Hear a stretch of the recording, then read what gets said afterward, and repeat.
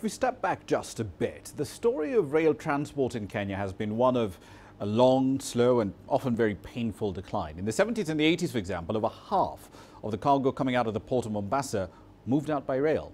Last year, only 5% did. In the 1990s, the old meter gauge rail line transported an average of 3.5 million tons of cargo every year. Last year, same rail line barely handled 1.5 million tons.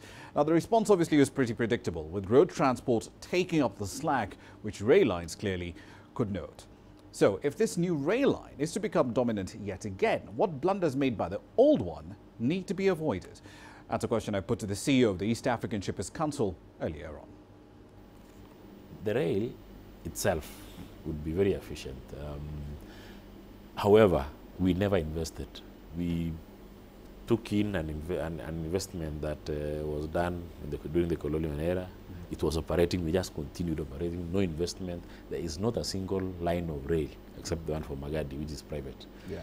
That has been added, they have not been maintaining it. If you don't maintain it, just like a road, it'll disappear, it'll crumble. Yeah.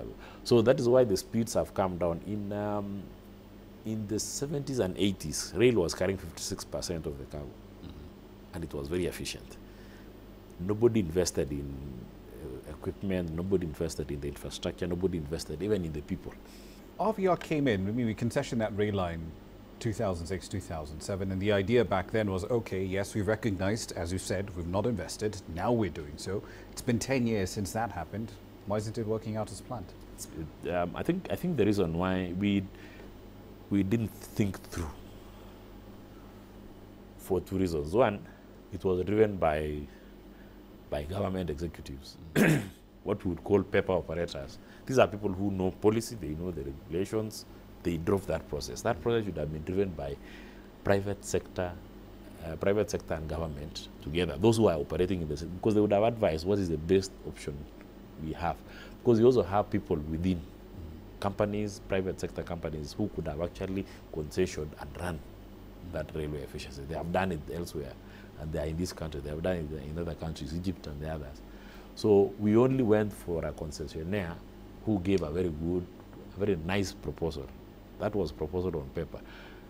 Because now we concessioned our equipment, we concessioned the railway itself, and only left Kenya Railway to manage a problem, because those were a problem. So we never really benefited from it. Given where we are now, we've built a new rail line, it's gotten up to Nairobi now.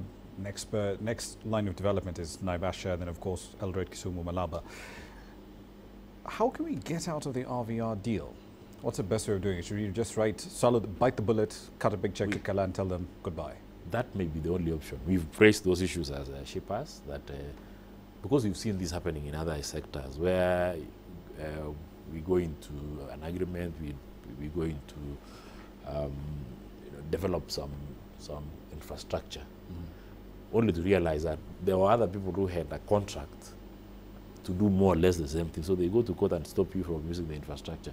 We have been very worried, and we've raised these issues because we sit also in the committees that are managing these SGR issues. RVR can go to court and say, fine, operate, but remember we have a concession. The agreement is that we run railways in Kenya. And that agreement, Kenya and Uganda. Correct me if I'm wrong, but the agreement with Kala Capital, RVR's owner essentially, was that we'd also give them pretty much a right to move cargo on rail from Mombasa. Yes. We committed to that. That is a commitment, yes. So we can't break that without, paying a penalty, for lack of a better word. We are also looking at that scenario, what will happen. We've already advised government and said, look, we need to be very careful so that we don't consign our cargo through SGR, then tomorrow somebody stops. You can't get your cargo out because it's already out of the ship, so we then have problems. But I think government is managing that process because they are aware, so they must be managing it. Although government, well, specifically Kenya Railways, they say, as far as they're concerned, they're not writing any checks to RVR.